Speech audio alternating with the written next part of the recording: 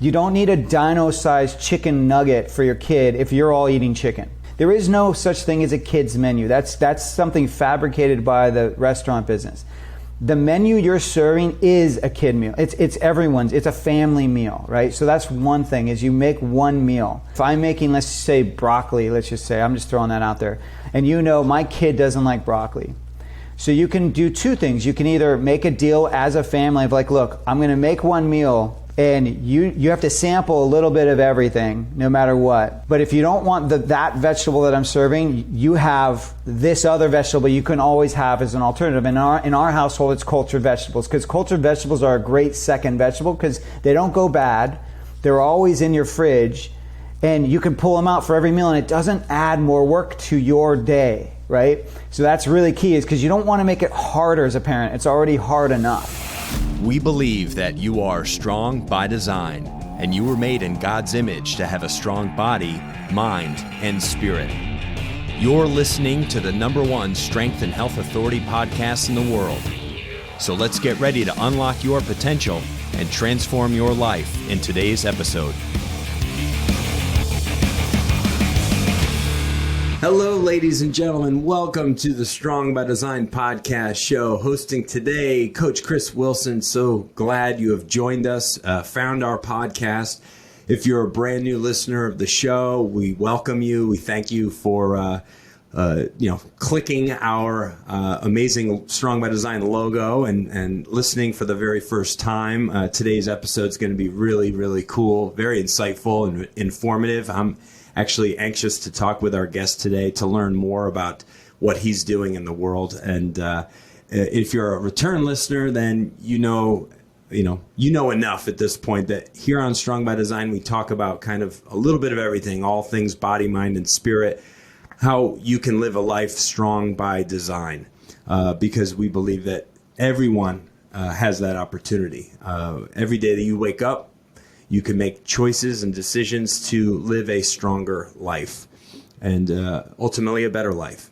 And so that's why we do the show, is kind of a ministry for us, a way to give back here at Critical Bench, having been around for almost 25 years and the podcast coming up on 5 years old. It's kind of our way in the business to give back and to use our knowledge and our experience and our passion for health and fitness and family and all of these things that matter to us and benefit you on the other side. So we just are so delighted that you've joined us. So if I could ask one thing, though, at the end of this conversation today, one thing that would really help us here on Strong by Design is if you could think of someone to share it with, this episode in particular, or the show as a whole. Share with a friend or a family member, because that is what really helps our show reach more people authentically, organically. And, we have so many great past conversations, hundreds and hundreds over the years. And so you can go back and binge if you're new, even if you've been around following us for a while, go back and listen to some of our older content. We have so many great conversations that are evergreen. So thank you again for that. And so our guest, our very special guest, James Barry, he was introduced to me several weeks ago. I found his story intriguing, wanted to know more. I have since benefited from receiving some of his little treats in the mail, and we'll get to what those are in just a moment. But I wanted to share with you some information about him before we get him going on the show. He was a picky eater as a kid. I'm sure other people out there were as well. I know I was. I had like 3 things I would eat when I was a kid. And he actually ate his first taco in college and would only eat peanut butter and jelly sandwiches from the age of 5 to 15. Does that sound familiar? I know it does to me. On the weekends, his family would indulge in Chinese food and pizza. Yep, that was me in the 80s for sure. His diet, mine as well, consisted of fast food, frozen vegetables, microwaved meals. Microwaves were a real big thing in the 80s for sure. And it really, honestly, James, it sounds like we grew up in the same house. And you take all of that and shake it up, and what do you get? You get a chef. Obviously, he became a chef after this amazing childhood. And he actually, in his early 20s, discovered simple changes in his diet and his lifestyle that could make a massive impact on his quality of life. And he realized the power of good food on his personal health and his well-being, how he felt. And that launched him into his culinary greatness. And for the last 16 plus years, he's been a professional chef focused on making comfort foods healthy again without sacrificing taste. He's cooked for celebrities, for musicians, for the ultra wealthy, but it was fatherhood that actually tested his skills and forced him to go deeper in his exploration of functional food. And his personal struggle with his own daughter's health, which you'll hear more about here very shortly, ultimately led him to starting Pluck. And he's using spices infused with nutritionally dense ingredients from organ meats to change the way food tastes and to basically make it a superfood by adding it to your favorite meal. So we welcome our very special guest today, James Barry from Pluck. Thanks for joining us today. Thanks for having me. Yeah, you can call me James Plucky Berry, right? That's very fitting, right? I love it. It's a great. Everyone needs a nickname. I know, right? Thank you. It's truly an honor to be talking with you. I really am aligned with your values and what's important. So thank you for having me on as a guest. Oh man, that means a lot. Thank you very much. Yeah, Strong by Design is, I can't say it any more often. I say it just about every episode, and it's really from the heart that this podcast is such a great platform for us as a business and a way to talk with people like you, extraordinary people who are doing extraordinary things in the world, and to share that. I mean, that's what podcasting is all about. Have these great conversations between two people or a small group of people that all these other people get to kind of eavesdrop on, right? But to get so much out of it. And we've had so many life-changing conversations and stories I'm sure I'll never hear about or people I'll never hear from that have been really impacted by what we've talked about on this show. So it just feels good. It's a feel-good type of experience for us. And me as a host, selfishly, I get to have all these conversations and take this information myself. It's so cool. So I was going to ask you though, is it challenging sometimes to take it all in? Because I'm always I feel like whenever you're value based and you're really trying to help people, and we all I think anyone in the health field is trying to help people. We just do it through a different lens, right? But I find sometimes I'm on that journey. I want to help. And then when someone gives me that feedback of like, you just changed my life, I'm like, oh, and I have to, like taking that breath and actually letting it sink in is a little challenging. So yes. How is that process for you? Yeah, absolutely. It is a lot to take in. I guess if I spend too long thinking about how moving our conversation could be for somebody, it could almost be frightening, or it almost feels like a great responsibility. But honestly, I try to stay very humble and just maintain a real learner's type mindset. I am trying to learn from the person I'm talking to, and in doing that and asking real questions, insightful questions that I think the audience would be thinking or wanting to ask themselves, I just try to stay more surface level, I guess, with how much I let my mind kind of go with the grand scheme of things. This podcast is heard in almost 80 countries, and that's not unlike a lot of other podcasts that are doing well and getting tens of thousands of downloads. But I just always kind of try to live in gratitude. It's one of our 7 core values here as a business is gratitude, and just being so thankful for your opportunities. and acknowledging that in your work, with the people that you're around, in your community. And I think if more people lived in gratitude, boy, the world would be a better place. Yeah, absolutely. Because we all have so much to be thankful for. Absolutely. Yeah. So I listen. I have so much I want to ask you, but I would love to. I'd love to start with humor because I love to laugh. Who doesn't? Tell me some funny stories about your childhood and this picky eating stuff. I have an 11-year-old son and a 7-year-old daughter. I have no doubt experienced this picky eating that all kids seem to have on some level. Not all, most. But is there anything that comes to mind when you think of your younger years? Well, first off, yeah, absolutely. I have some funny stories. But first off, I didn't realize we were so similar. So I have a 10-year-old and 6-year-old. She'll be 11, and then they'll both be 11 and 7 this year. So we're kind of right in there together as fathers. So you were talking about how the diet I grew up with kind of reminded you of your own. Well, here's probably where the difference occurred. We knew dinner was ready because the smoke detector went off. Yeah, dude, 100% truth. My stepfather's sticker on his car that he stuck on my mom's car said dinner is ready when the smoke alarm goes off. I swear, I am not lying. Yeah. That's why it's even more of a kind of like my mom she tells people, she's like, I do not know how I ended up with a chef as a son, because that is the truth.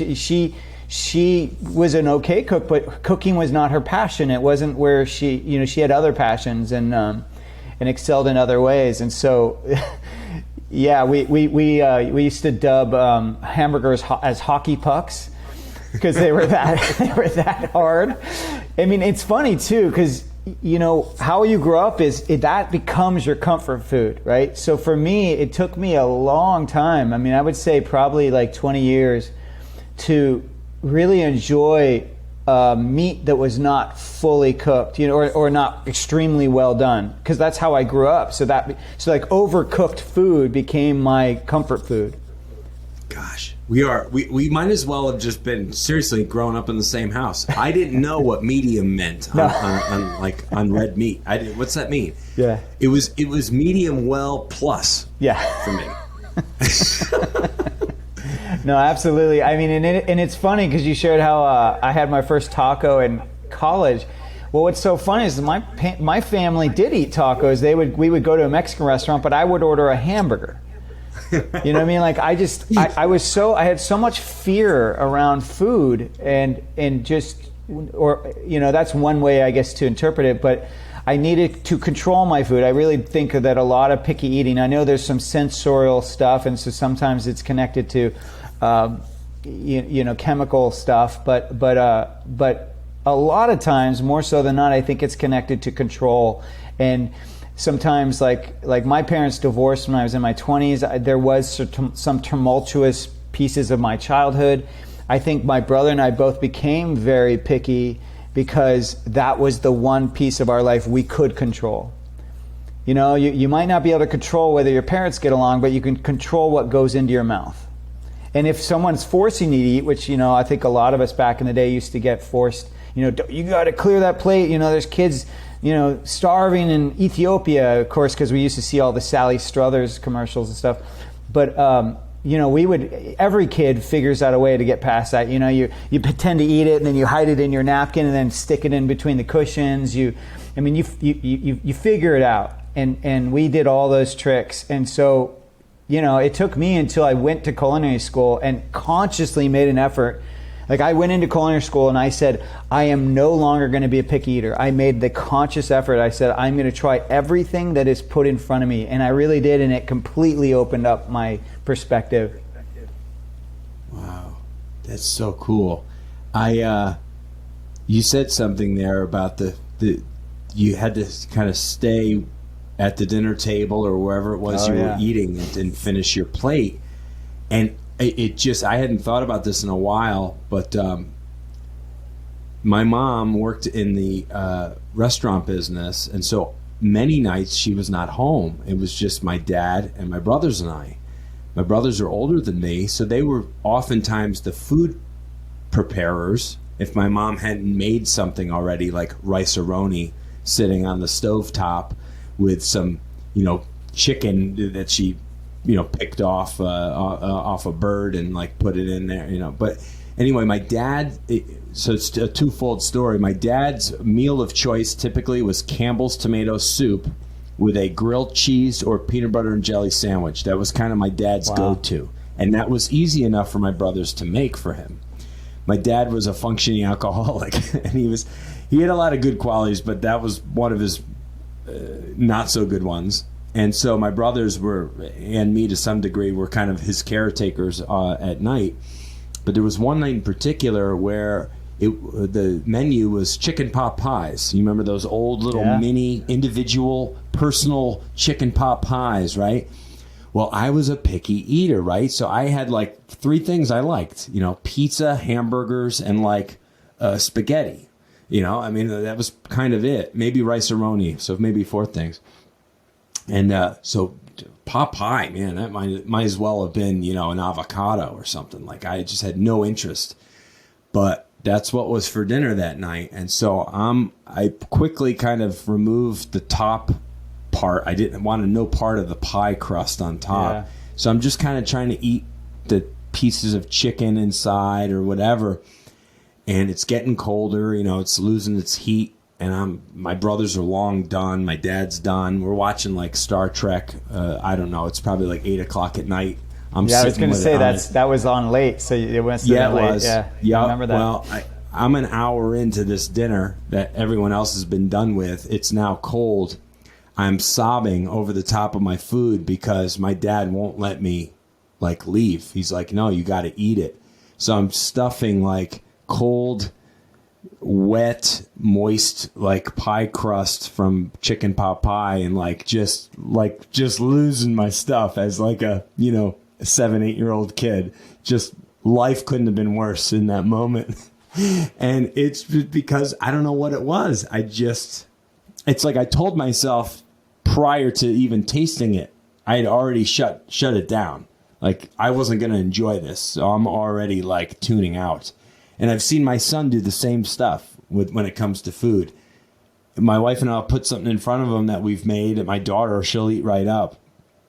But he will fight. And he's like, I don't like it. I said, buddy, you haven't even tasted it. Yeah, but I know I won't like it. No, you don't know that. Give it a taste. No, he's already told himself he doesn't like it. So then he gives himself a little taste, doesn't like it. All right, fine. But it's amazing. It is a control thing. Is there any other psychology behind it, you think? Yeah, God, man, we could really go down a rabbit hole with this because it is. I mean, and I know people listening are probably shaking their heads, going, "Oh man, I'm experiencing this, or I know this is an issue." So let's go into it because I think we can really add some value here for everyone listening. So there's a couple of things I believe going on. I think there's the emotional.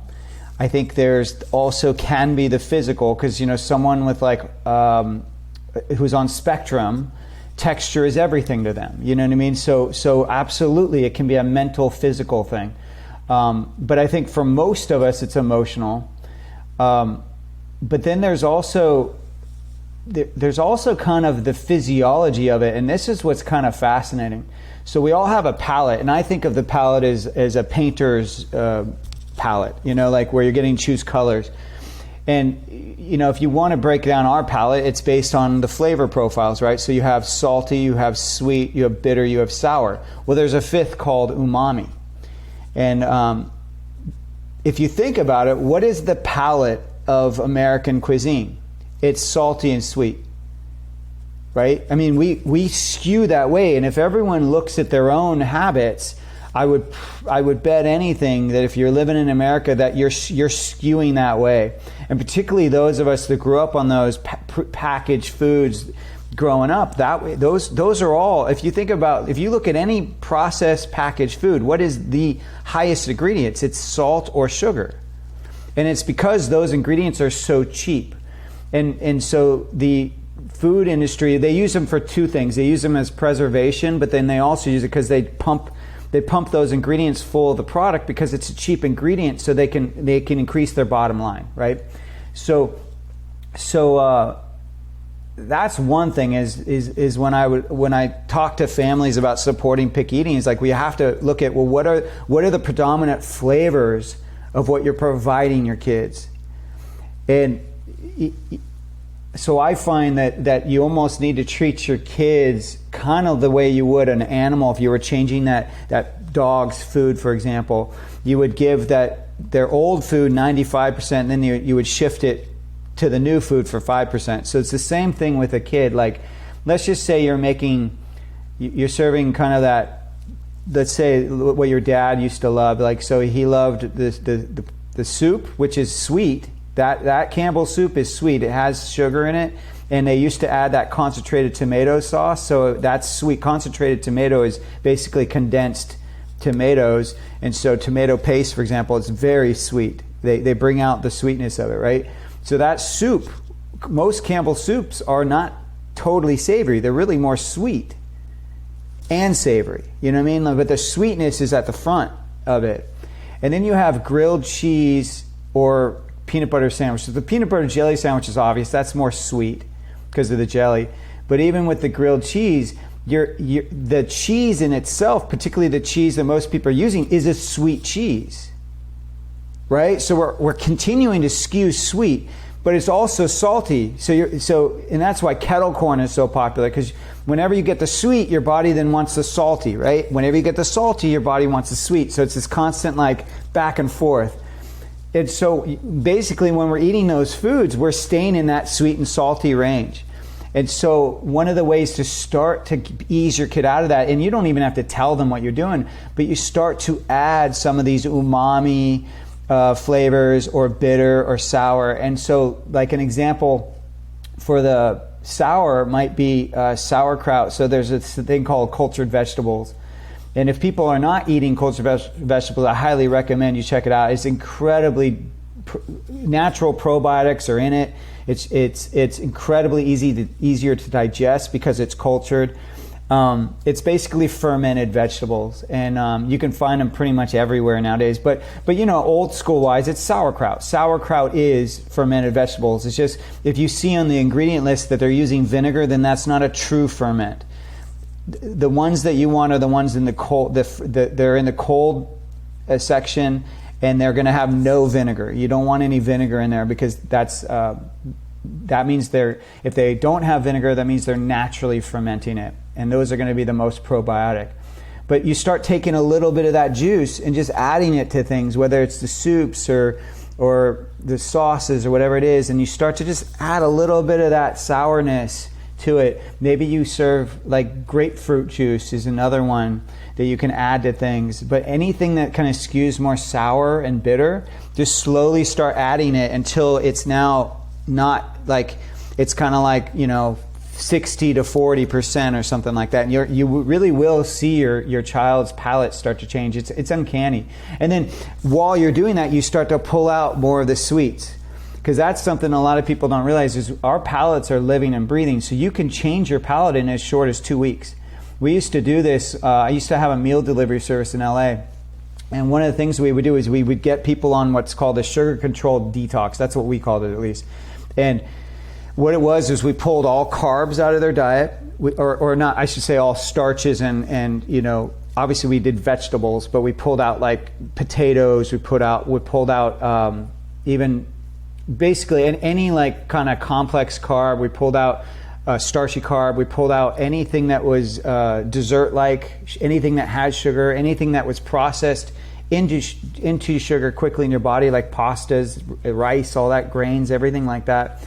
And then no alcohol as well. So basically what people were eating was some non-starchy vegetables, some good fat and protein, and then they would get a little bit of berries. And in 2 weeks, people would not only lose weight, lose a lot of water weight, and lose actual weight, but their palate would change. And so some of these people would be drinking maybe like 3 glasses of wine a night. They could barely finish half a glass.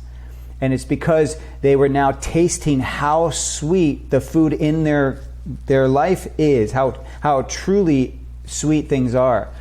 like, and you know, anyone can do this as an example. Like if you have a Coke, and we all know this example. If you have a Coca-Cola and it's cold, when it's cold, you can't taste the true sweetness of that Coca-Cola. So you let it get warm, and now you can taste how sweet it is. You won't want to drink it. It's that sweet.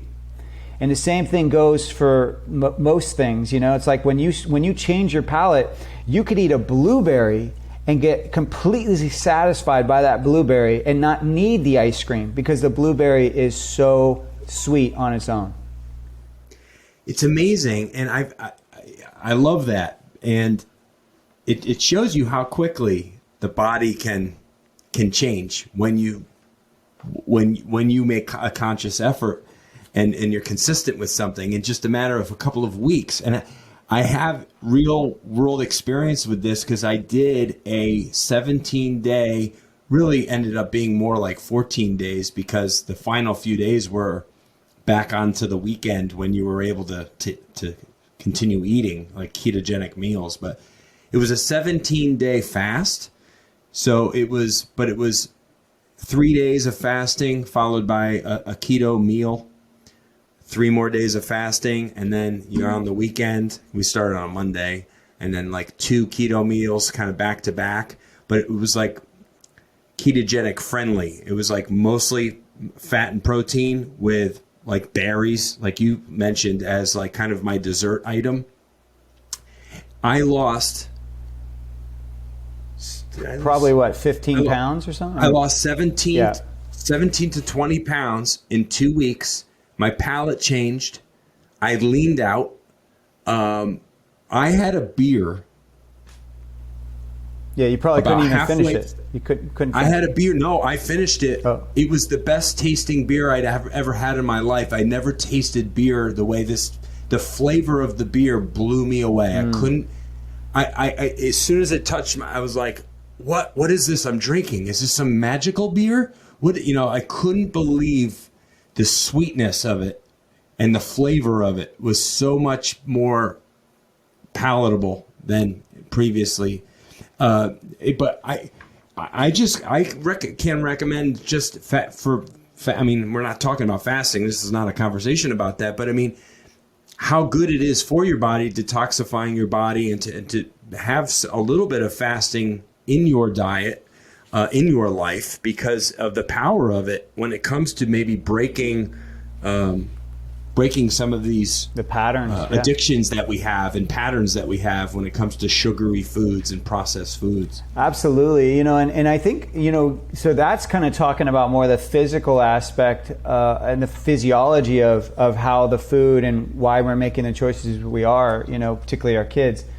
But, another piece that I think, it's interesting because you and I can identify with being forced to eat, right? And I think a lot of us, that's that generation. That is what we were all, most of us were how we were taught. We were either beaten, physically. That's how we were disciplined, or we were forced to eat everything on the plate before we could leave. And so I think a lot of the way parents are doing it now in response to that is we're going the opposite way, that sometimes we're being almost too submissive. We're being too permissive. It's not submissive, I guess permissive. And we're letting our kids just do anything because we're like, I don't want you to feel the same trauma that I went through or whatever it is, right? And so I kind of always tell people, look, I said, there is a middle ground.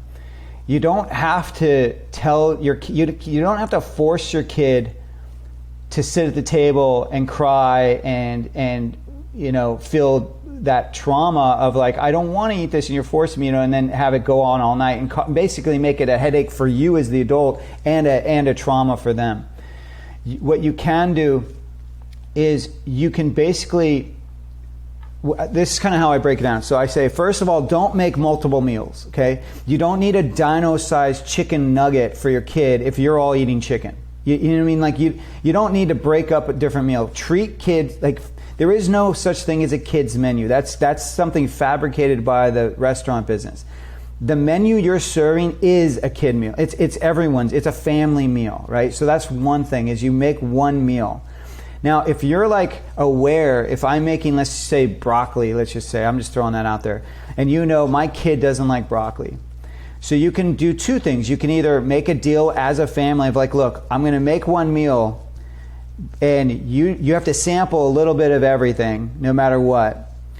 But if you don't want that vegetable that I'm serving, you have this other vegetable you can always have as an alternative. In our household, it's cultured vegetables, because cultured vegetables are a great second vegetable because they don't go bad.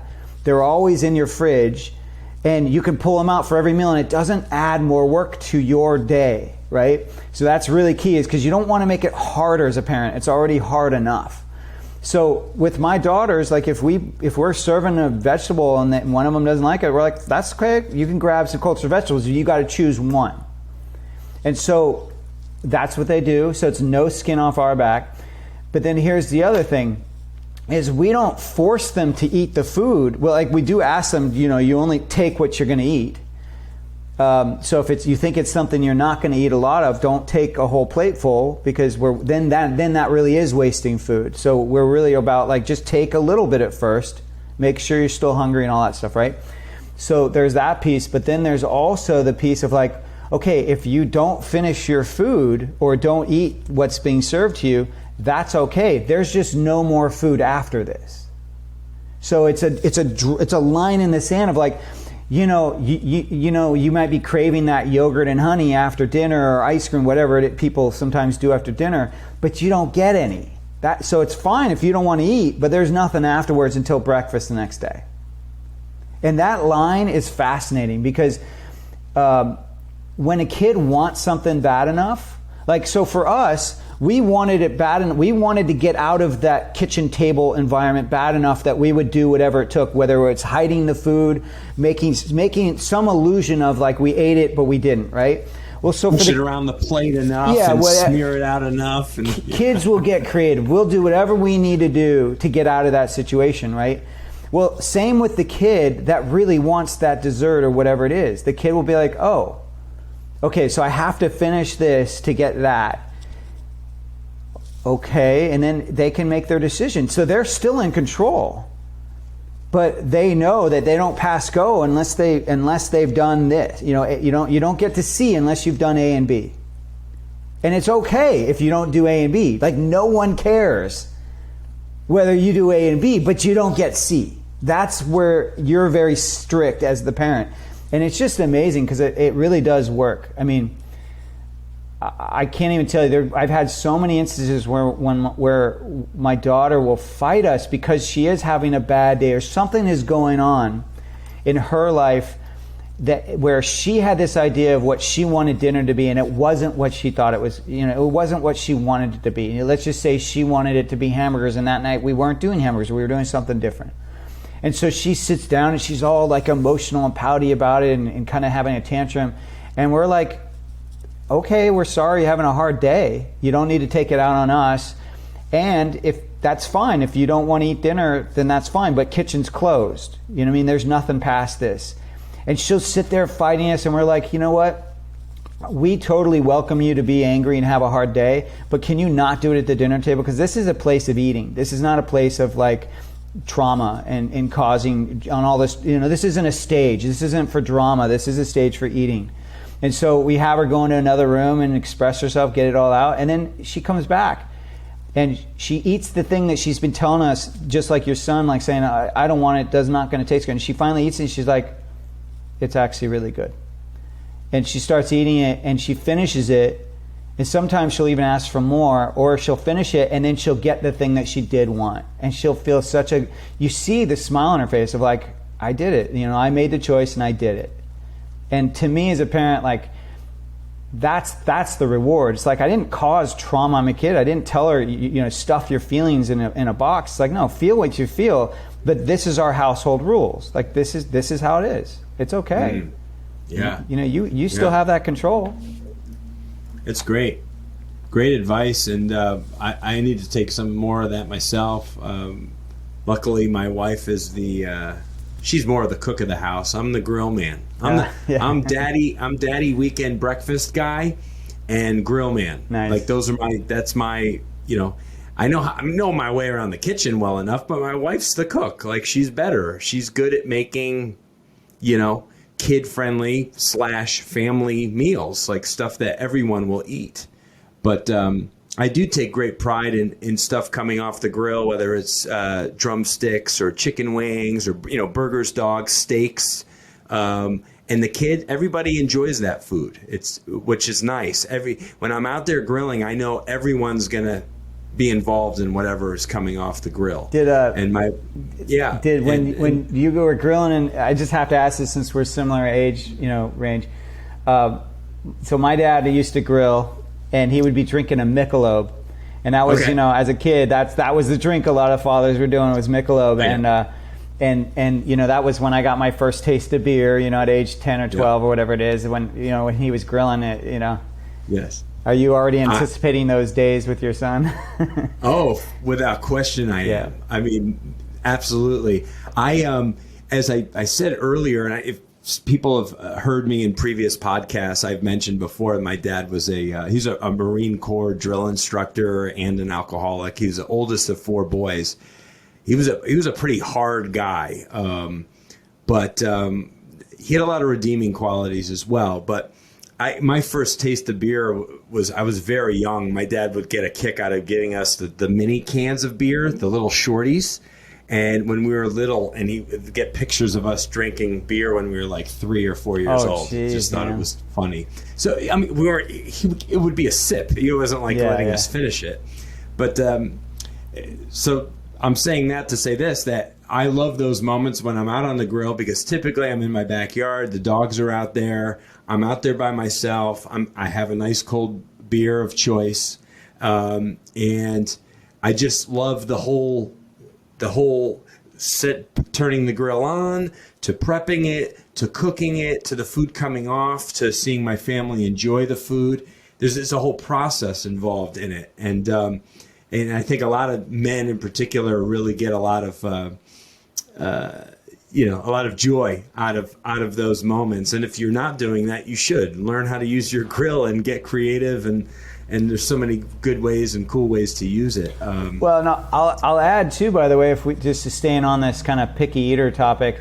Yeah. One of the ways to also support your kids in getting control over what they're eating is to include them in on the process, right? Yes, and I know that's kind of where you're going. It's like so my girls both love cooking with me, and particularly the younger one is always sitting on the counter just participating. She just loves it, and so I include them in when we're meal planning.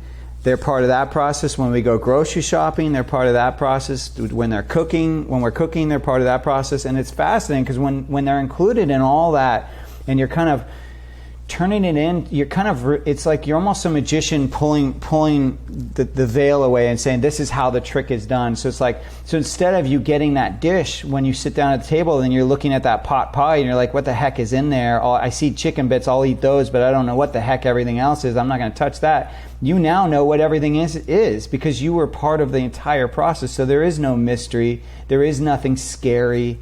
Like I even let my kids go, I'm like, here, try a bell pepper before it's cooked. Now try it when it is cooked. What is it? What's the difference? Is it sweeter? Do you like it when it's softer? And it's really cool because it creates not only conversation and intimacy with your kids, but it also kind of gives them that information of how these textures come into play. Because that's another thing is our palate is shaped by, as I talked about, our childhood, a lot of how things were made. Like we talked about how our food was so overcooked. Well, that informed our palate. And so you have to really make efforts to change that. So it's the same with most foods. Like I swear, most clients I've talked to in the past, they'll say, I don't like Brussels sprouts. I'm like, okay, I get it. So there's 2 things we can do to figure that out and change that. Is I need to know who cooked it for you, because sometimes we have associations, maybe if that was the person who abused us or whatever, or was mean to us, whatever that is. But then also, how did they cook it? Oh, well, they boiled it. That's usually how they did it, right? They boiled it. It was pale green. It was mushy. And I'm like, great. So we're not going to boil this. I'm going to show you how to roast it, and we're going to toss it in some fat. We're going to roast it on a pan. It's going to be crispy and browned, and it's going to be almost like chip-like, because you can make the Brussels sprout leaves almost like chips. And once people taste it that way, they're like, holy moly, I had no idea Brussels sprouts could taste as well. And so that's kind of what I offer to anyone listening is like, if one thing's not working, don't throw the bait. Don't say like, oh, my kids won't eat broccoli because every time I cook it, they don't eat it. It's like, no. They're probably not connecting with how you're cooking it. And so like if you're steaming the broccoli, well then try pan frying it or something like that. Maybe adding some cheese on top of it or butter or something, some like good kind of like fat that's going to inspire the kids to be like, oh, well, I love cheese. Let me try that. And the first time, drown it in, like just drown it in cheese. If you know your kids love cheese, drown it in the cheese just to kind of like almost cover the broccoli so they can't even see it's broccoli the first time. Because you're just changing the way they associate, what they associate with broccoli. So just that first time, just completely throw it on its side, like just completely alter what they associate it with, so you can get them on the side of actually eating it, and then you can vary it from there. Right. Oh, it's great advice, and it's so true. I was always a hater of Brussels sprouts until my wife started making them either roasted or pan fried, and then she would put the butter. She was doing something with potatoes in there, with onions and Brussels sprouts. It was unbelievable. It was like magic. I'm like, wow, this is like my favorite food now. Yeah. You can roast it with like bits of bacon and stuff, and salt and pepper, and spray it with a little olive oil or whatever. I mean, it's to talk about deliciousness. So good. It's the best thing you ever ate. So I love this. Will you tell me more? And you've mentioned obviously your daughters a couple of times. Tell me more about your daughter's life-threatening illness that she had, and that's really what kind of spurred your motivation with Pluck. Yeah, I'm curious to know more. Well, absolutely. So I always, as a chef, as you mentioned in my intro, I was always interested in comfort foods because I know ultimately that's where we gravitate. And so I was always kind of keen to, okay, if I want to help people with their health, I really ultimately have to make comfort foods healthy, because you can kind of like, in my 17 years, I've kind of boiled health down to this. Eating healthy food is like, if it's not easy and delicious, you're not going to do it. And you may try it, but you're not going to do it very long. And if you think about that, gosh, it sounds so simple, but it's really true. Like people, no matter what trend is out there, if that trend is easy but it's not delicious, you might do it initially. Like it's a smoothie, let's just say, but it's a disgusting smoothie. So you might do it initially, but then you're just going to be like, you know what, I'm done after a couple weeks probably. And if it's delicious but it's really hard to do, like for example, making your own bread is it's delicious, right? It's like you can't beat it, but not everyone's going to take the time to make their own bread. That's right. So you're not going to do it very often. But if I hit both of those, if I make it easy and delicious, what's your excuse now? And so the key is like, how can I get the most nutrient-dense foods on the planet into your diet easily and deliciously? And that's why I created Pluck. And how I even came to that was I was already kind of thinking like that as a chef, but then both of my daughters, we had gone to Canada, and they both got Shiga toxin, which is basically like getting a form of E. coli. And it's life-threatening for the elderly and for young kids. And my oldest daughter at the time was, I want to say she was, gosh, how old was she? I want to say she was like 5, and my youngest was like, maybe she was 6 and my youngest was 2, something around there. They were really young, and the older one got through it pretty quick. I think it was like 3 days. And with Shiga toxin, it's basically like you can't keep anything in, so you're either throwing it up or you're pooping it, or you're diarrhea. It's one or the other, or sometimes both. And so 3 days is not too bad. My older daughter got through it. Well, my younger one was already a very small girl. She's just already very thin. And I was going on a business trip, and it was about 5 days in she had it, and it still wasn't. I thought she was maybe on the mend. We kind of thought, oh, maybe now she's able to hold in some food. And so I left. for my trip thinking that she's on the mend. And I came back 2 days later, 3 days later. So now we're going into like 7, 8 days in. Yeah, I think maybe it could have even been 10.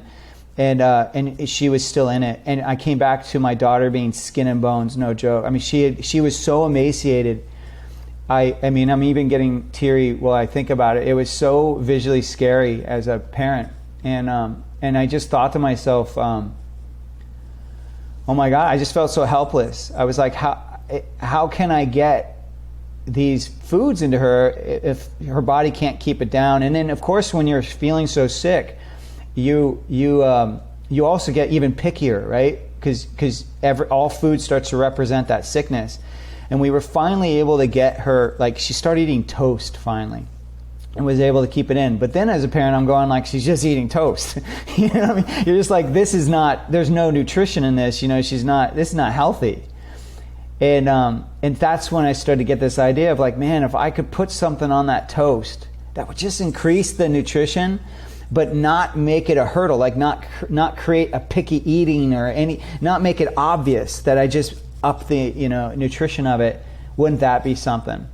And I didn't come up with Pluck in that moment, but that was definitely the piece that kind of spurred on my searching for it. And what I came to was like, okay, well, the most nutrient-dense foods on the planet are organ meats, hands down. And anyone that doesn't think that way, just do a search.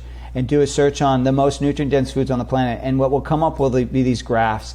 And if the graph is a good one, it's going to measure lots of things. It's going to measure salmon. It's going to measure beef. It's going to measure spinach. It's going to measure blueberries. It's going to measure kale. It's going to measure lots of different things. But if it's a really good one, it will also measure beef liver, basically. And you'll see that nutritionally, beef liver will knock everything else on that list off. It will just be, it has so many more nutrients than everything else. It's just amazing. And it checks off every nutritional box. So whereas spinach might not have this or salmon might not have that, beef liver has all of it.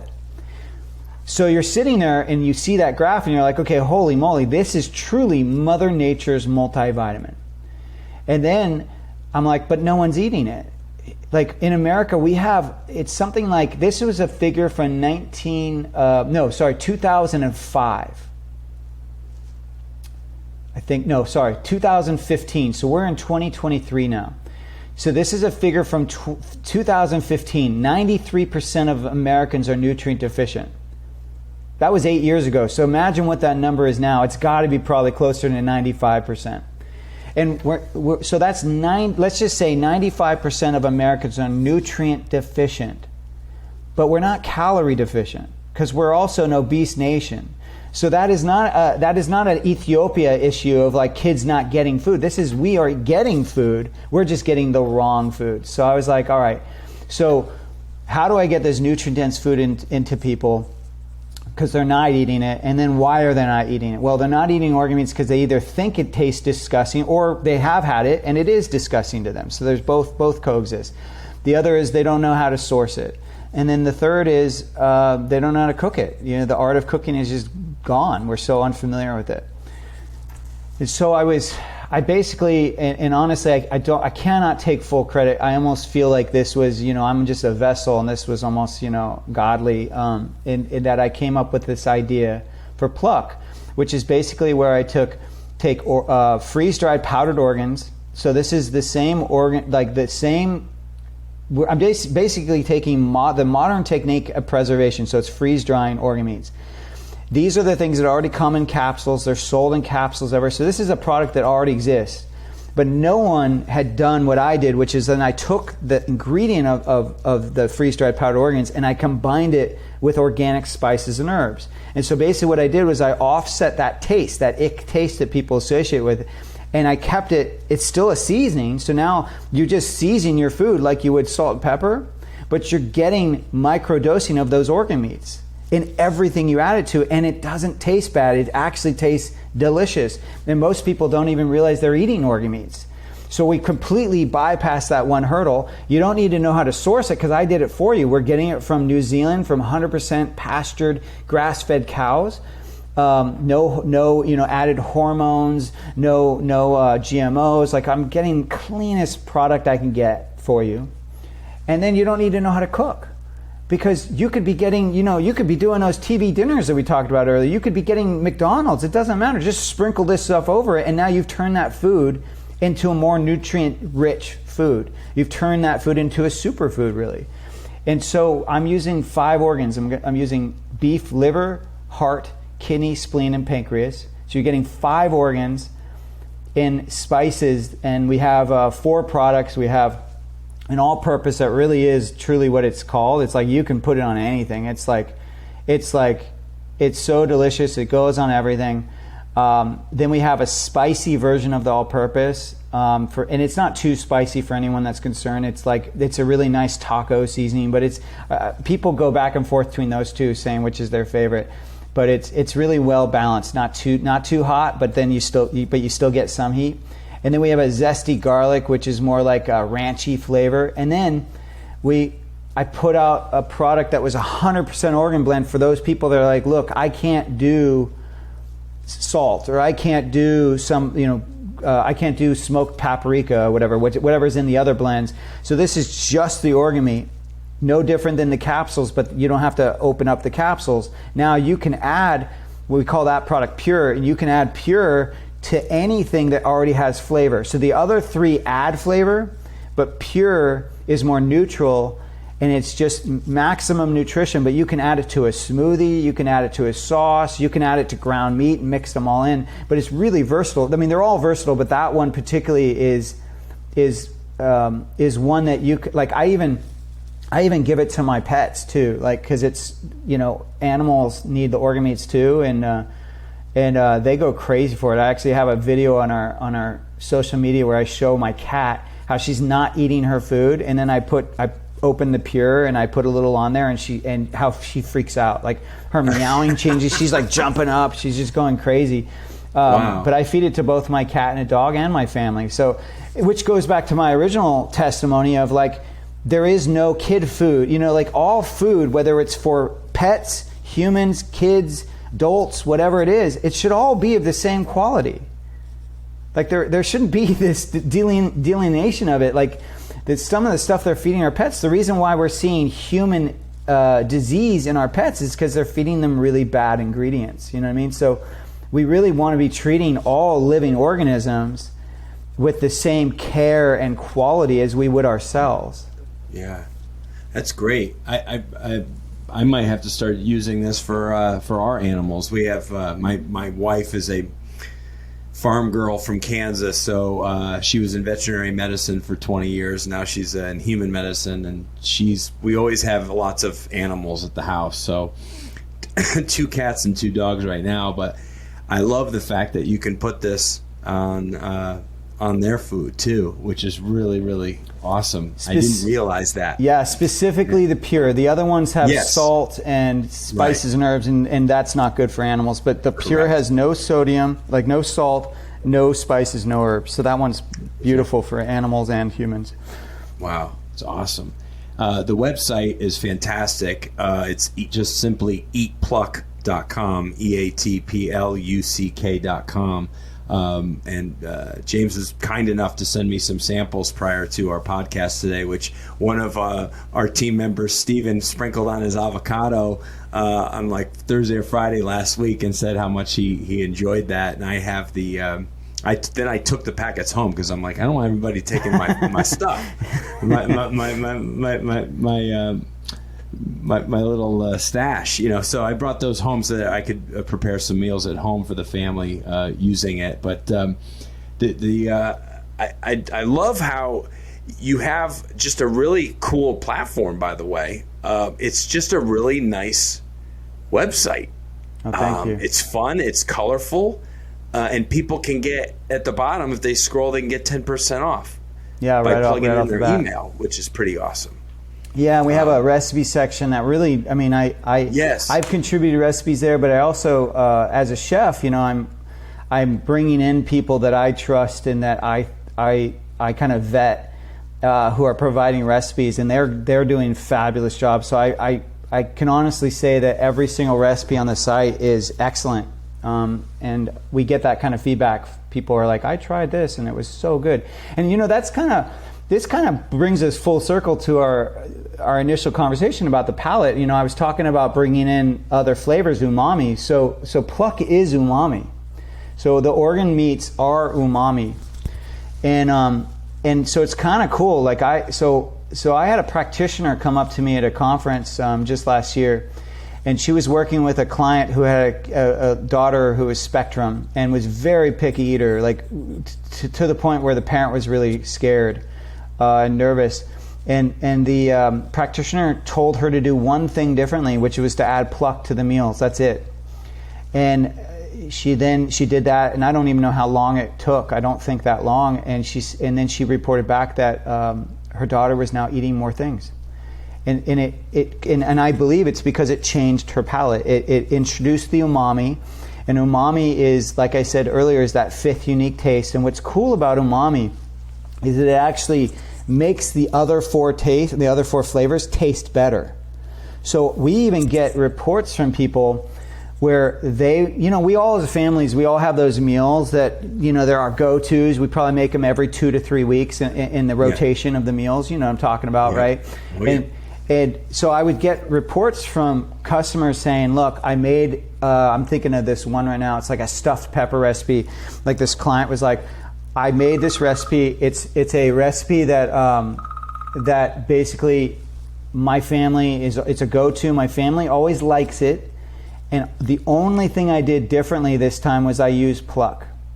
And that night, my family freaked out. They were like, "Oh my God, this was so good!" They asked for seconds, and then they were like, "What did you do differently? What is going on?" Like they noticed how it changed the flavor of it. And she's like, I just used this new spice. But her family, she reported back that her family loved this food that she's been preparing every few weeks. They've been preparing for the last 7 years, and it was almost like their family tasted it for the first time. Wow, that is really cool. Well, I want to play this same experiment on my kids too with a meal. Now that my wife just took her nursing entrance exam just today, actually, and it's been a very crazy 2 years for her as she's transitioning from animal into human medicine. And but now she can probably have a little bit more time and meal preparation and cooking for the family and utilizing some of what I received. And there's a term though that's on your website, and it's an important term for people listening to know the meaning of when you say bioavailable. Yeah. It sounds like a really cool word, but what does that really mean, and why should people know what that word means? Yeah, I'm glad you asked. So when we talk about things being nutrient dense or nutrient rich, so all nutrients aren't made the same. So synthetic vitamins, for example, that you see in the cereals, this is fortified with 12 essential vitamins. Well, those are laboratory made vitamins. Those are synthetic vitamins. And so a lot of times our bodies don't recognize the synthetic vitamins. They can't actually absorb it. A lot of times they're not paired up with the right. So to absorb iron, you need magnesium, for example. Like they go hand in hand. And when you're getting synthetic vitamins, that's not how they do it. I mean, that's why, when we were kids, if people may remember, like vitamin C used to be one aspect of vitamin C. Now you see it with rose hips. You see it now with other things. It's because they realized later on, like, oh, you can't actually absorb the vitamin C without these other things. And so they cannot, in a laboratory, they cannot replicate an orange. That's why they isolate things. But they can't actually, Mother Nature does not exist in the laboratory. They can't do what Mother Nature does to a degree. And so that's why I love organ meats, because when I say it's Mother Nature's multivitamin, it's as those vitamins and nutrients are designed to be absorbed, which is the bioabsorption, the bioavailability. It's paired with every vitamin it needs to be absorbable. It's the form of iron called heme iron that is absorbable. It's all designed for our human body to absorb. So it's like, we talk a lot about health being so expensive. We talk a lot about health not being accessible, right? And my whole point to people is like, look, we're spending a lot of money on these vitamins, these multivitamins for our kids or for ourselves. We're spending a lot of money on these other health hacks. But here is an item that Mother Nature provides to us. It's a part of the animal that is already being slaughtered. Okay, we're already eating the muscle meat. Why would we not then take this other part of the animal that has even more nutrients, that would make it so that we don't have to take those multivitamins, that would make it so that we don't have all the chronic illness that we have? Why would we leave all that stuff on the table and then spend our money elsewhere? Like people, when we talk about, buying, let's say 100% grass-fed beef, one of the biggest complaints is like, it's so expensive, right? Well, I'm like, well, look, that same cow, that 100% grass-fed cow, also has a tongue, and the tongue is also considered an organ meat. And the tongue, when you learn how to cook it, is delicious. I promise you, once you've done it, you will never not do it. Like you'll basically be like, oh my God, every time we make tacos, we're going to have tongue tacos. It's that good. And we have a recipe on the site, so I won't go into how to cook it on the podcast, but please go to the website at eatpluck.com, recipes, and you'll find tongue taco. But anyway, that tongue is more nutritious than the muscle meat. It's got better flavor, and guess what? It's cheaper. It's the same 100% grass-fed cow, but it's cheaper, whereas that ribeye costs you $24. The tongue is more like $7 or $8. So it's not just half the price. It's sometimes 3 times as less, So it's like, I just tell people, like, don't, like organ meats can be our savior for our nutrition, but also for our wallets. Wow, it's amazing. And if you think about it, in the animal world, what do predators go after? Always. when they right? They go for the throat to take the animal down, and then they go for the intestinal, yep. Right? They eat the intestines. They go for the heart. They go for all the organs. The organs are always the first food.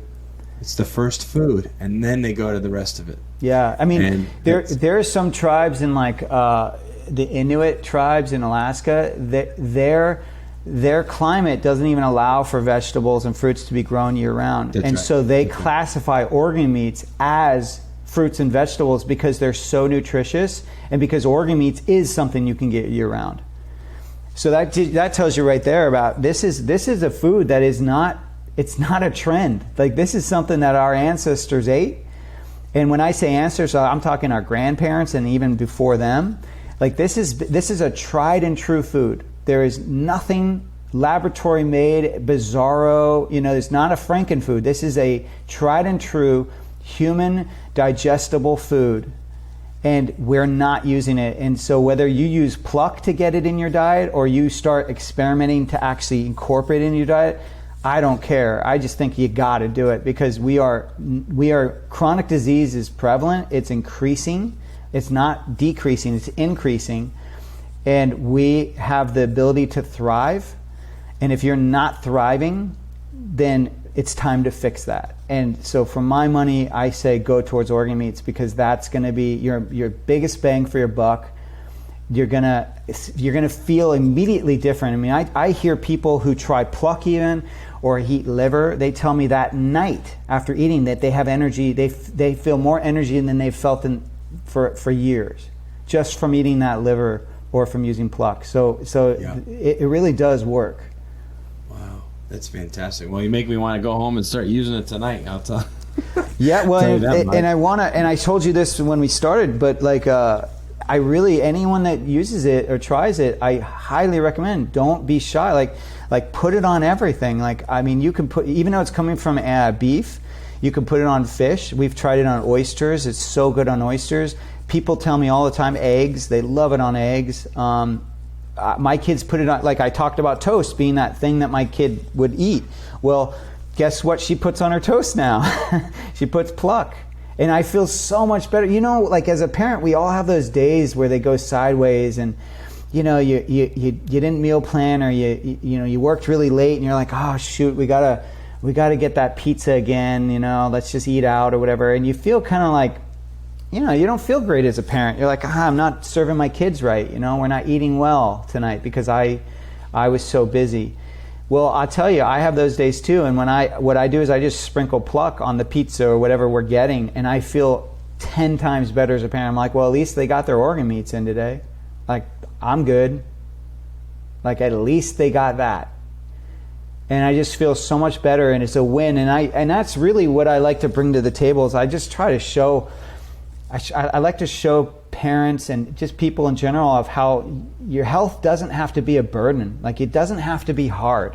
We can find easy and delicious things that work, that move the health needle, that don't take more of your mental, like don't result in you having to work harder. Like, because I don't want you to work harder. I don't want to work harder. I mean, I made this for myself. Just so happens that, I'm in a position where I can share it with the world. But like, I truly made it for myself because I wasn't eating organ meats either. And I knew I needed to get this in my diet too. I knew I needed to get in my daughter's diet, my diet. And so I was like, well, how, as a picky eater, as a historically picky eater, how am I going to get into my diet? And this is what I came up with, and I love it.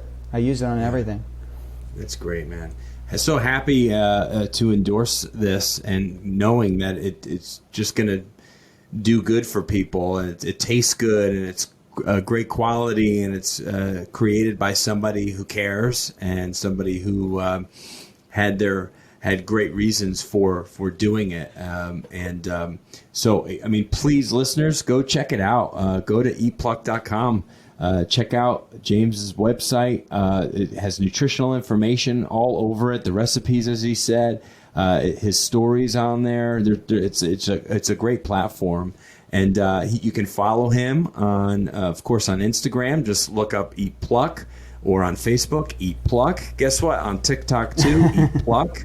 So it's pretty easy. Just type that in anywhere you are, and you'll find out more information about what he's doing to change food for all of us. So grateful for you, man. James, it was really, truly an honor to have you. And I had so much fun talking with you. The first 8 minutes that some of our audience may or may not hear, that was really fun, just diving back into our youth, talking about the 70s and 80s. And it's been just such a delight to have you today. Thank you, Chris. I truly appreciate it, and I wish you and your audience just all the best. I really hope everyone got something out of this podcast and that they can apply immediately, because I don't want you to sit on taking care, good care of yourself.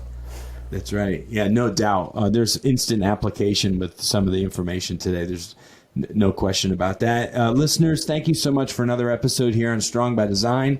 As always, Wednesday, we deliver a new conversation that can help you in mind, in body, and spirit, because we want you to live a life that is strong by design. God bless you. Thank you for joining us today, and we'll talk with you next week. Thank you so much for listening to the Strong by Design podcast. If you found value in today's episode, please subscribe so that more people can find out about our show. Plus, you don't want to miss any future episodes with the amazing guests and topics we have lined up for you.